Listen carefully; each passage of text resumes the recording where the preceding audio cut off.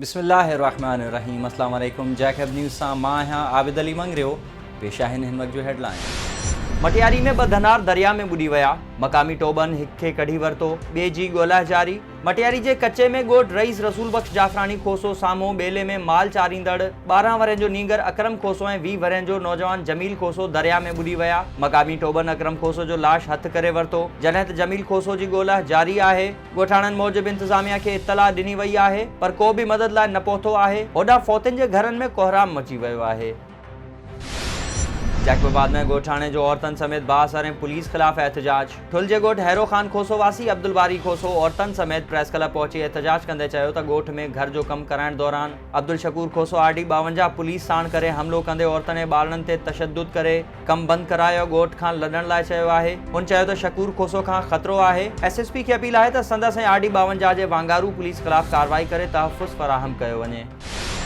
गड़ियसन में ज़मीन जी मालिकी तां मामनि ऐं भाणेजनि में झेड़ो, 2 ॼणा ज़ख़्मी। सरकी मोहल्ला में ज़मीन जी मालिकी तां थियल झेड़े दौरान ग़ुलाम नबी ऐं अब्दुल क़दीर सरकी ज़ख़्मी थी पिया। ज़ख़्मियुनि खे गड़ियसन पुलिस लेटर ॾेई तालका अस्पताल मुंतक़िल कयो।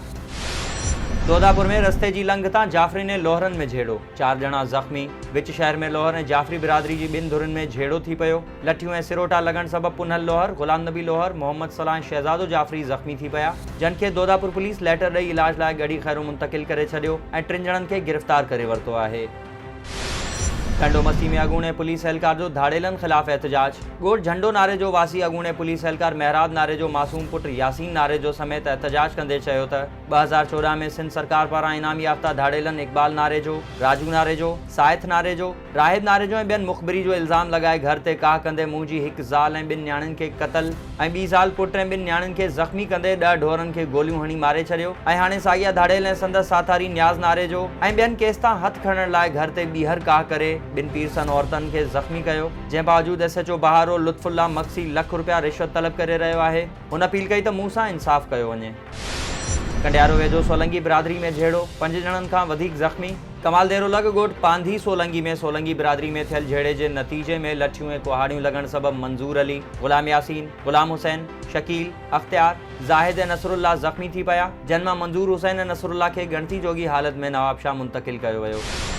पंगरो में आयलपुर शाख जे आबादगारनि जो आबपाशी खाते ख़िलाफ़ एहतजाज। आबादगारनि शहबाज खोसो, अली शेर खोसो, अली गुल खोसो ऐं ॿियनि SDO ज़ुल्फ़कार लाशारी जे पुतले खे बाह ॾेई एहतजाज कयो। आबादगारनि जो चवणो त आयलपुर शाख जे लाइनिंग जो कमु हथरादू तौरु बंदि कराए पूछड़ी जे आबादगारनि खे तबाह कयो पियो वञे। सिंध सरकार नोटिस वठे ऐं हथरादू पाणी खोट ख़त्म कराए, ॿी सूरत में एहतजाज जारी रहंदो। टंडो मोहम्मद ख़ान में जसम पारां समाजी बुराइनि ख़िलाफ़ प्रेस क्लब आरो एहतजाज। जीअं सिंध मुआज़ जे ज़िलई सदर ज़ाहिद जसकाणी, उर्स मला, कादिर शोरो ऐं ॿियनि जी अॻवानी में स्टेशन रोड खां प्रेस क्लब ताईं रैली कढी वई। अॻवाननि रैली खे ख़िताब कंदे चयो त ज़िले अंदरि मंशियात फ़रोश अवाम लाइ नासूर बणिजी विया आहिनि। उन्हनि SSP टंडो मोहम्मद ख़ान खां घुर कई त मंशियात फ़रोशनि ख़िलाफ़ कार्रवाई करे नौजवान नस्ल खे बचायो वञे। मटियारी ऐं कनकोट में सिंध यूनिवर्सिटी खां मास्तरी जी टेस्ट पास कंदड़ उम्मीदवारनि जो ऑर्डर न मिलण ख़िलाफ़ एहतजाज। वज़ीर आला हाउस आॾो धरणो हणण जो चिताव। मटियारी में सिंध यूनिवर्सिटी पास उम्मीदवारनि हाफ़िज़ इम्तियाज़ चन्ना, इरफान उमरानी, जुमन जमाली ऐं ॿियनि मटियारी प्रेस क्लब आॾो एहतजाजी मुज़ाहिरो कयो। कनकोट में बि सिंध यूनिवर्सिटी जी टेस्ट पास कंदड़ उम्मीदवारनि अब्दुल जब्बार उगाही, फिदा हुसैन सरकी, बरकत अली ऐं ॿियनि पारां एहतजाज कयो वियो। मुज़ाहिरीन जो चवणु हो त 2009 में टेस्ट पास करण बावजूदि हिन महिल ताईं ऑर्डर न मिलिया आहिनि, जेका ज़्यादती आहे। उन्हनि चयो त जेकॾहिं ऑर्डर न मिलिया त वज़ीर आला हाउस आॾो धरणो हणंदासीं। घोटकी में CMO पारां अदालती हुकुम ते अमल। 50 खां वधीक कुत्ता ज़हर ॾेई मारे छॾिया। CMO सैयद नादिर शाह अमरोटी जी हिदायतुनि ते घोटा market, Qadria factory, bypass, Gohar colony ऐं मीरानी मोहल्ला समेत ॿियनि इलाइक़नि में ज़हरीली दवा लॻल गोश्त खाराए कुत्तनि खे मारियो वियो। इन सिलसिले में CMO जो चवणु आहे त हिन महिल ताईं 300 खां वधीक कुत्ता मारे चुका आहियूं। जाफराबाद में डॉक्टर जो ज़मीन ते बासर पारां कब्ज़ो करण जी कोशिश ख़िलाफ़ एहतजाज। फरीदाबाद जे ॻोठ बालूपुर वासी डॉक्टर अब्दुल्ला पेचुओ सहाफ़िन आॾो एहतजाज कंदे चयो त कुझु बासर मुंहिंजे 2.5 जरेब ज़मीन ते कब्ज़ो करण ख़ातिर मौतमार धमकियूं ॾेई रहिया आहिनि ऐं पुलिस बि साणनि बिट बणियल आहे। बासर मोहम्मद अयूब खोसो, हादी बख्श खोसो, मोहम्मद इलियास खोसो, एजाज़ खोसो ऐं ॿियनि ख़िलाफ़ कार्रवाई करे मूंखे तहफ़्फ़ुज़ फ़राहम कयो वञे। नौशेरो फेरोज़ में पोलियो मुहिम जे सिलसिले में डेप्यूटी कमिश्नर जी सदारत हेठि इजलास। Deputy commissioner captain retire Bilal Shahid Rao इजलास दौरान 29 खां 31 मार्च ताईं हलंदड़ पोलियो मुहिम बाबति कयल इंतजामनि जो जाइज़ो वरितो। इजलास में district health officer doctor Sikandar Ali Abbasi, WHO जे doctor Azizullah, stop officer doctor Lubna Ali Ghangro, focal person doctor Wajihuddin ऐं ॿियनि लाॻापियल ऑफिसर्स शिरकत कई। इजलास में DC खे ॿुधायो वियो त मुहिम दौरान 3,09,753 ॿारनि खे पोलियो खां बचाव जा फुड़ा पीआरिया वेंदा।